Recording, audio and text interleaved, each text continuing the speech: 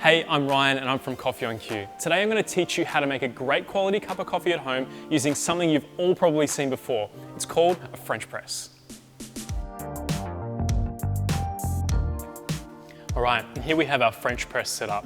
Today what we're going to do is we're going to use the 3-cup brewer and we're going to work to a recipe of having 20 grams of coffee in and we're going to fill it right up to 250 grams. I'm going to talk you guys through what we have in front of us, because a lot of this you might actually have at home or maybe at the back of your cupboard somewhere. So the first thing we've got is our gooseneck kettle. Now this is a fancy type of kettle, but you can use any pouring device you've got at home. We've also got the Coffee on Cue Elevate blend. This has been pre-ground here for French press, which you can order through the store online, or you can also grind it at home on demand for French press. A little dosing cup. I've got a wooden stirrer here. I've got a set of scales here which are digital, and these have an inbuilt timer. If you don't have a timer, that's totally fine as well. You can also use your smartphone to time it. And just in this picture here, I've just got some cold milk, so we can actually make this to be served as black, or we can add a little bit of milk as well. Now, with our French press, the recipe we're going to work with today, we're going to add the first 50 grams of water in the first 30 seconds. That's going to create our bloom phase, and I'll talk you through that in a sec.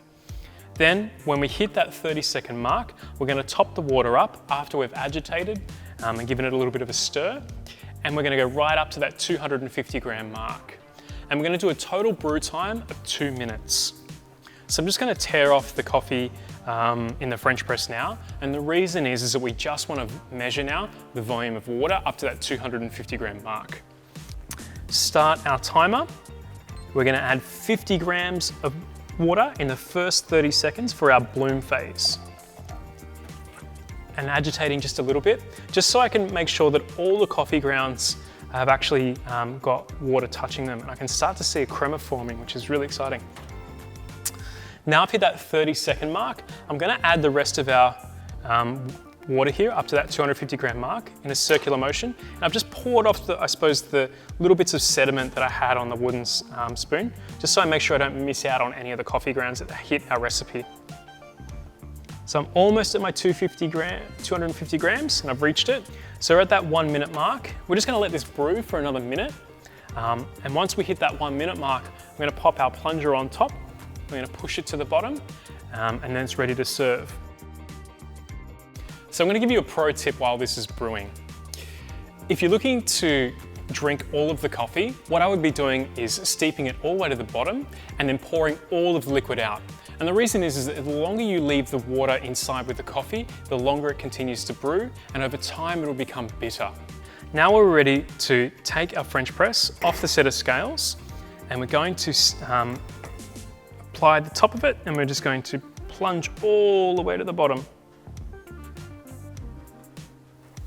All right, now it's ready to drink. So I'm going to pour it all out. I'm going to leave a little bit of room in this one here to have some milk, and this one here we can serve black.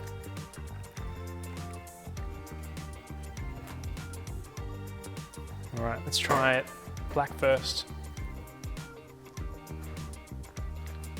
It's quite strong.